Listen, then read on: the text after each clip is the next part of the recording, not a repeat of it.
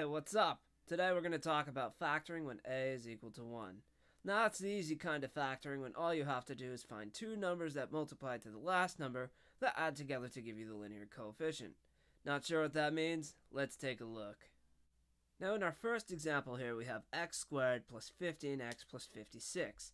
I'm going to start this the same way I would any other problem with x in parentheses and another x in parentheses because I know that all my answers are supposed to be x plus or minus something, x plus or minus something else.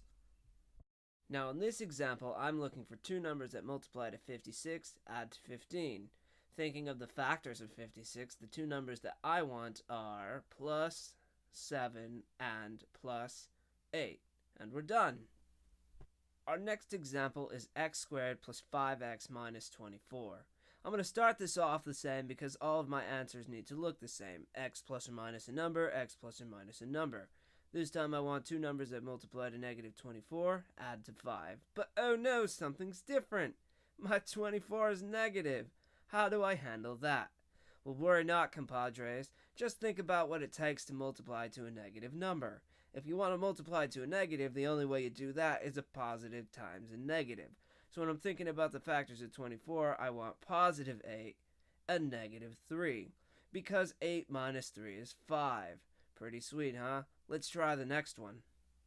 Our next example is x squared minus 6x minus 7. I'm going to start it off the same with x parentheses, but this time I'm looking for two numbers that multiply to negative 7, add to negative 6.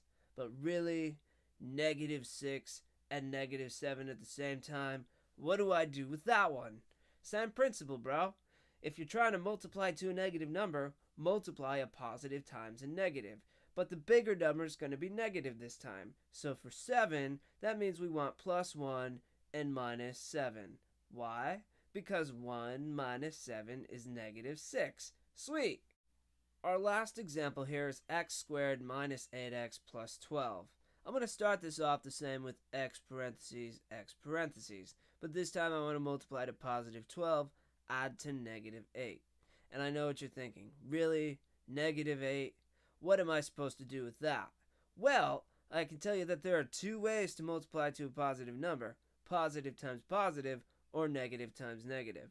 So in our situation, I think what we're going to want is x minus 6, x minus 2. And that's it. Simple, right? Check out the supplemental material if you have any other questions.